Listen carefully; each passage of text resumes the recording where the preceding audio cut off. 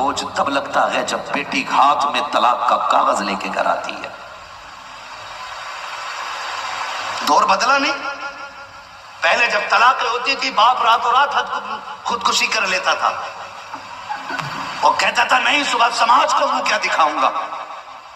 آج بد نصیبی دیکھے ہمارے معاشرے کی، باپ کورٹ میں کھڑے ہو کے کہتا نہیں جی طلاق لینے آیا ہوں بیٹی کے لیے،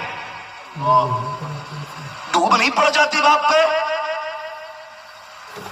جو کھڑے ہو کر کے بیٹی کی طلاق کی بات کرتا ہے، شرم نہیں آتی ہے؟ کل جب کسی کی بیٹی کو طلاق ہوتی تھی کئی دن تک گھر میں کھانا نہیں بنتا تھا، آج بھائی کھڑے ہو کے طلاق کا دعویٰ کر رہا ہے اور عزتیں اچھالی جا رہی ہیں کورٹ میں، عزتیں۔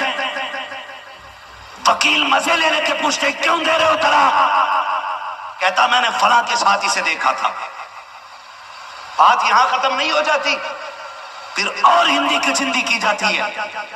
پھر یہ پوچھا جاتا تھا کس حال میں تھی، کپڑے تھے کہ نہیں تھے، کنڈیشن کیا تھی، صورت کیا تھی۔ بیٹیوں کی عزتیں اچھالی جاتی ہیں۔ تمہیں پتا ہے بیٹیوں کی عزتیں کتنی قیمتی ہوتی ہیں؟ خدا را تمہارے ایک غلط فیصلے کی بنیاد پر کتنی بیٹیوں کی عزتیں کورٹ کچہری میں اچھالی جاتی ہے۔ کیا حساب دو گے اللہ کی بارگاہ میں کھڑے ہو کر کے؟ اور بیٹیوں سے بھی گزارش کروں گا، بات میں کہتی ہے طلاق دے کے دکھا، ایسا پھنساؤں گی کوئی بچانے والا نہیں ملے گا۔ جھوٹے الزام لگا کر کے شوہروں کو جیل میں ڈالنے والی بیٹیوں، تمہیں غیرت آنی چاہیے۔ شوہر کو پھنسانے کے لیے کتنے وکیلوں کی جوتیاں اٹھاتی ہو، کتنی کوٹوں میں ذلیل و رسوا ہوتی ہو، کتنے لوگوں کے دھکے کھاتی ہو، کتنے لوگوں کی جی حضوری کرتی ہو، تب جا کر کے تمہیں منزل ملتی ہے۔ دعوے کے ساتھ کہتا ہوں میری بہن، جتنی تو وکیلوں کی جی حضوری کرتی ہے، ایرے کی جی حضوری کرتی ہے، کاش تو نے اتنی جی حضوری اپنے شوہر کی کر لی ہوتی، خدا کی قسم دنیا میں بھی جنتی ہو جاتی، آخرت میں بھی جنتی بن جاتی۔ زندہ باد زندہ باد زندہ باد زندہ باد، بہت اچھے، ماشاءاللہ۔ کون سمجھائے ہماری قوم کو؟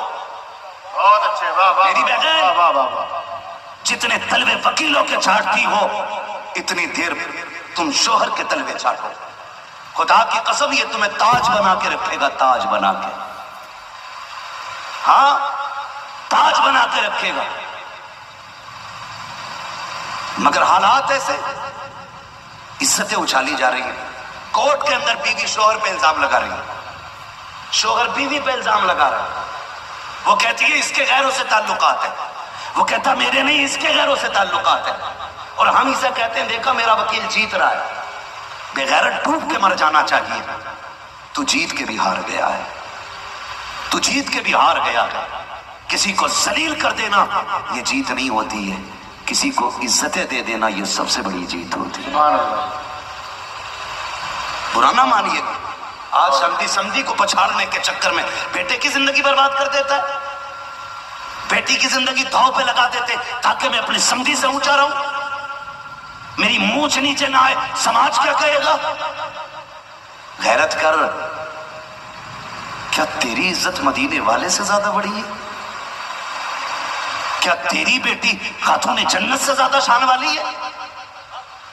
کیا تیرا بیٹا مولا کائنات مولا علی سے بڑا ہے؟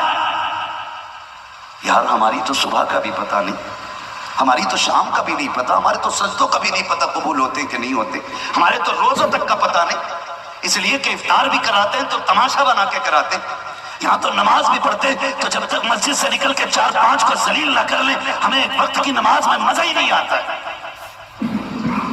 قبول ہو رہی ہے ایسی نمازیں؟ اللہ ہی جانتا ہے کیسی گزرتی ہے۔ اور بھائی سنیں عزتیں کیسی بچائی جاتی ہیں۔ فیروز نامی ایک بادشاہ گزرا ہے، توجہ ہے، تھکے تو نہیں ہے ابھی، میرا وقت پورا ہو چکا ہے، لیکن اگر آپ ساتھ دیں تو میں آگے چلوں، ذرا کہتے ہیں یا رسول اللہ۔ ہاں سننا چاہ رہے ہیں نا، سننا چاہ رہے ہیں تو ذرا ہاتھوں کو جھنڈا بنا کے کہیں یا رسول اللہ۔ ماشاءاللہ، اللہ سلامت رکھ کے، میرا ایک بھائی بہت دور کھڑا ہے، اس نے وہاں سے ہاتھ اٹھائے۔ آپ کرسی پہ بیٹھے ہو، اللہ کا شکر ادا کرو۔ میں ان لالوں کو سلام کرتا ہوں جو کھڑے ہو کے حضور کی باتیں سن رہے ہیں، اور ان سے مشورہ ہے میرا، جب گھر جانا نا تو ماں کے تلوے چومنا، باپ کے ہاتھوں کو چوم کے کہنا آپ دونوں کی پرورش کا کمال تھا، سب نے بیٹھ کے حضور کی باتیں سنی، ہم نے کھڑے ہو کے حضور کی باتیں سنی تھی، ہے نا؟ تو آپ جو بیٹھے نا تو کم سے کم بیٹھنے کا حق ادا کریں، ذرا کہہ دیں یا رسول اللہ۔ پھر فیروز نامی بادشاہ، سمجھیں اللہ کرے یہ بات آپ کے ذہن میں اتر جائے، میں سمجھانا چاہتا ہوں. فیروز نامی ایک بادشاہ گزرا ہے. ایک دن وہ اپنے محل کی چھت پہ کھڑا، اس نے پیچھے جھانک کے دیکھا نا، نظر پڑ گئی کہ پیچھے والے مکان کی چھت پہ ایک خوبصورت خاتون اپنے بال سکھا رہی تھی. نیچے اترا، اس نے اپنے وزیر کو بلایا، بلا کے کہا یہ پیچھے والا مکان کس کا ہے؟ کہا حضور یہ آپ کے وزیر کا ہے، وزیر خاص کا ہے. کہا وہ چھت پہ کون خاتون ہے؟ کہا اس کی بیوی ہوگی. اس نے کہا اتنی خوبصورت، ہمارے پڑوس میں اتنی خوبصورت خاتون اور ہمیں خبر نہیں. اس نے کہا جلدی سے خط لاؤ. اس نے لکھا کاغذ پہ اور وزیر کو بلایا. اس سے کہنے لگا یہ خط لو اور فلاں بادشاہ کے پاس ہی میرا پیغام لے کے جاؤ. اسے اس کو الجھانا تھا، گھر سے نکالنا تھا وزیر کو. خط لیا، دے دیا. وزیر کو کوئی خبر نہیں، جلدی جلدی گھر گیا. بادشاہ سے کہا میں صبح ہوتے ہی گھر سے نکل جاؤں گا.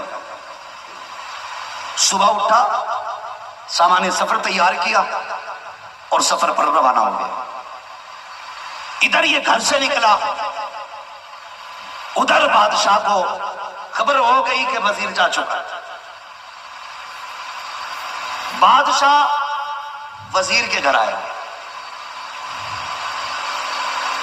اور ابھی آ کے ہی بیٹھا تھا کہ یہ کچھ دور پہنچا، اسے خیال آیا یار جس کام سے جا رہا تھا وہ چیز تو میں گھر بھول آیا.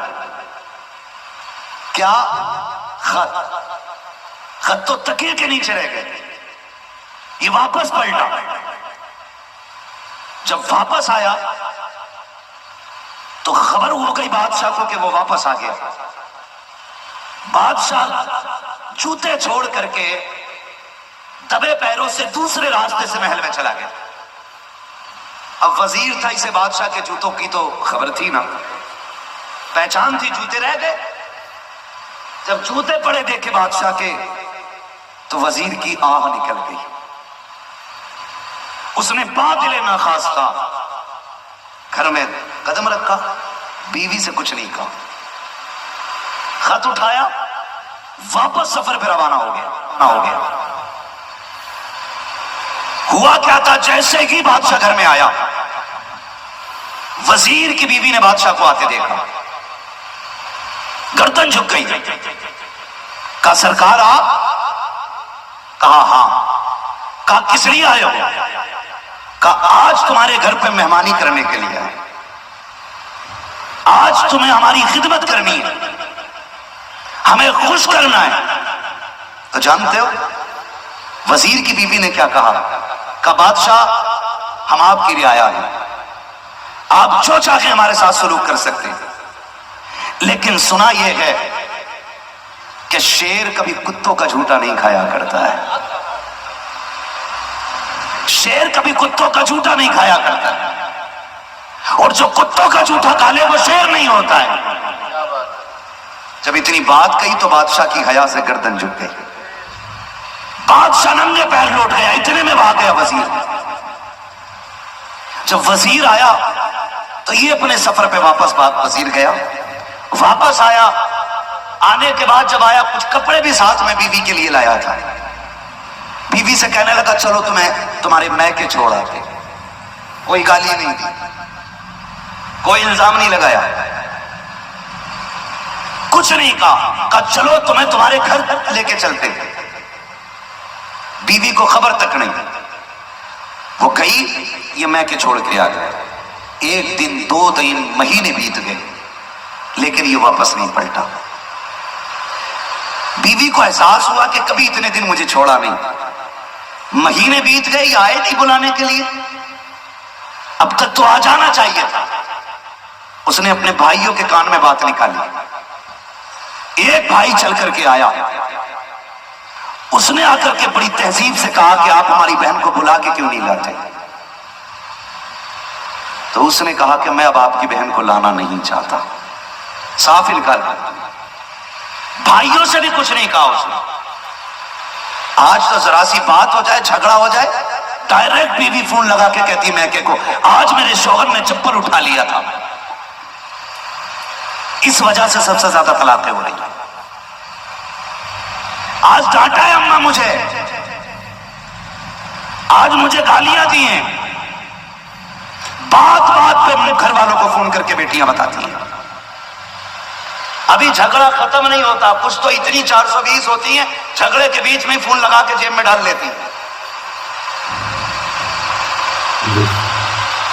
جتنی شوہر گالیاں دے رہا ہے وہ ساری ابا سن رہا ہے ادھر۔ بھائی کسی کی بھی بیٹی کو گالی دو گے تو باپ کو برا لگے گا کہ نہیں؟ لگے گا کہ نہیں؟ بولے لگے گا کہ نہیں؟ لگے گا نہیں؟ بھائی آپ آگے بیٹھے خالی گردن جھکا رہے ہلا رہے، اگر تھک گئے تو پیچھے جا کے بیٹھ جائیں، کسی بولنے والے کو آگے جگہ دے دیں۔ اگر کسی کی بیٹی کو گالی دو گے تو باپ کو برا لگے گا، بھائی کو بھی غصہ آئے گا، اور جب غصہ آئے گا تو پھر وہ پیار کی بات تو کرے گا نہیں نا، وہ تو تیا پانچا کرے گا آگے، پھر وہ آ کے تمہیں گالی بکے گا۔ تو بہن بیٹی سے میری اتنی گزارش ہے، چونکہ شادی کا پروگرام ہے اس لیے یہ پیغام زندگی کا دے کے جا رہا ہوں، کتنا بھی جھگڑا شوہر سے ہو جائے کبھی میکے والوں سے بات نہ کرنا، اس کی خبر میکے والوں کو نہ دینا۔ آج ڈانٹا ہے مارا ہے، آج غصہ ہے نا، کل پیار بھی یہی کرے گا۔ اور یہ تم نے بھی دیکھا ہوگا، پہلے کہتی ہے نا ایک باپ کی اولاد ہے تو دے طلاق، جب وہ دے دیتا ہے نا 3 طلاق ہے تو 1 مہینے بعد کہتی ہیں کوئی رستہ ہے لوٹ کے آنے کا؟ میں نہ جی پاؤں گی، تمہارے بغیر مر جاؤں گی میں۔ 1 مہینے بعد اس کا عشق جاگتا ہے، اور بھائی جب عشق 1 مہینے بعد جاگتا ہے پتہ ہے تو 1 مہینے تک صبر کر کے گھر رہ کے دیکھ لے، رہ سکتی ہے کہ نہیں شوہر کے بغیر، بعد میں طلاق لے لی۔ مجبور کر دیتی ہیں عورتیں، ایسے ایسے تانے دیتی ہیں کہ شوہر کو طلاق دینی پڑ جاتی ہے۔ فرمایا گیا جو بنا کسی عذر شرعی کے اپنے شوہر سے طلاق کا مطالبہ کرے گی ایسی عورت کو جنت کی خوشبو تک نہیں دی جائے گی۔ ہاں، ایسی عورت کو جنت کی خوشبو تک نہیں دی جائے گی جو بنا کسی عذر شرعی کے شوہر کو مجبور کرے گی طلاق دینے کے لیے۔ اس نے ذلیل نہیں کیا، آ کے سیدھی بات کی، بلا کے نہیں لانا، کہا نہیں، کہا ہم دعویٰ کریں گے قاضی کے دربار میں، کہا کر دو۔ بھائیوں نے جا کے مقدمہ کر دیا، فلاں شخص ہے، ہم نے اپنی بہن اس کے نکاح میں دی تھی، 2 مہینے ہو گئے بلانے نہیں آیا۔ قاضی کے دربار میں وزیر کو حاضر کیا گیا، خود بادشاہ بھی اس دربار میں موجود تھا، خود بادشاہ بھی موجود تھا اس دربار کے اندر۔ سنے بہت غور سے، جب بادشاہ کے دربار میں مقدمے کی سنوائی ہوئی، دیکھیں عزتوں کی رکھوالیاں کیسے ہوتی ہیں، کیسے عزتیں بچائی جاتی ہیں۔ قاضی نے کہا تمہارے خلاف ان کا دعویٰ یہ ہے، تمہارے خلاف ان کا دعویٰ یہ ہے کہ تم ان کی بہن کو بلا کے نہیں لا رہے ہو، کیا وجہ ہے کیوں نہیں لا رہے ہو؟ وجہ بتا بیان کریں۔ کھڑا ہوا شوہر، اس نے کہا بادشاہ صاحب ان لوگوں نے اپنا باغ میرے حوالے کیا تھا، اور وہ باغ اتنا اچھا تھا کہ اس کے پھل بھی خوبصورت، خوش ذائقہ، اس کے باغ کے کنویں کا پانی بھی میٹھا، ہر طرح سے سبز و شاداب باغ تھا۔ کہا جب ایک دن میں اپنے باغ میں واپس آیا، باہر کسی کام سے گیا، پھر جب میں پلٹا، جب میں اپنے باغ کی حد میں داخل ہونا چاہا، میں نے تو باغ کی سرحد پہ میں نے شیر کے پنجے لگے دیکھے۔ جب میں نے شیر کے پنجے لگے دیکھے، مجھے نشان ملا تو مجھے لگا کہ شاید اب میرا باغ یہ شیر سے محفوظ نہیں ہے اور میں اس باغ کی حفاظت نہیں کر سکتا۔ جب مجھے یہ لگا کہ میں اپنے باغ کی حفاظت نہیں کر سکتا، میں نے یہ باغ اٹھا کر کے ان کے مالیوں کے حوالے کر دیا، اس لیے کہ میں اس باغ کی حفاظت نہیں کر سکتا تھا۔ جیسے اتنی بات لگی ہے، اس سے پہلے کہ لڑکی کے بھائی کھڑے ہو جاتے، بادشاہ اٹھ کے کھڑا ہو جاتا ہے، آنکھ میں آنسو آ جاتے ہیں، وہ کہتا وزیر تو نے سچ کہا ہے کہ تو باغ کی سرحد میں گیا، واقعی اس باغ کی سرحد پہ شیر آیا، اس کے پنجوں کے نشان بھی تھے، لیکن میں قسم کھا کے کہتا ہوں تیرے باغ کی حیا کی دیواریں اتنی اونچی اونچی تھی کہ شیر ان دیواروں کو پار نہ کر سکا۔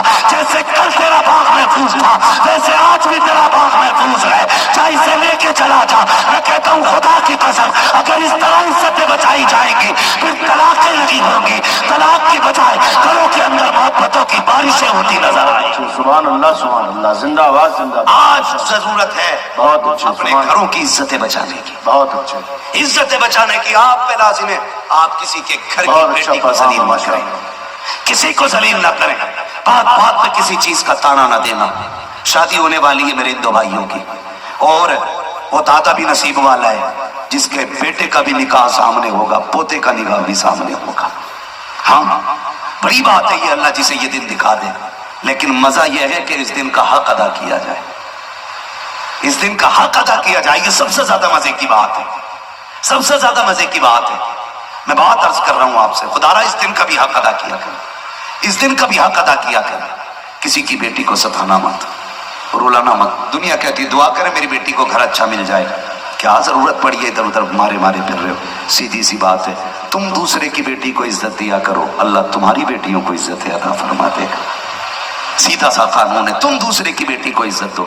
تم کسی کی بیٹی کو گھر سے دھکا دے کے ذلیل کرو اور تمہیں یہ لگے کہ تمہاری بیٹی کسی گھر میں جا کے مہارانی بن کے رہے گی, تو خیال خام ہے.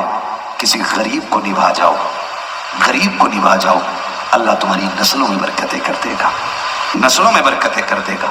رشتے ہوتے ہیں نا, اللہ معاف کرے, لوگوں کی شکایتیں رہتی ہیں کہ وہ ہمیں ماں نہیں سمجھتی ہے, وہ کہتا وہ ہمیں باپ نہیں سمجھتی ہے.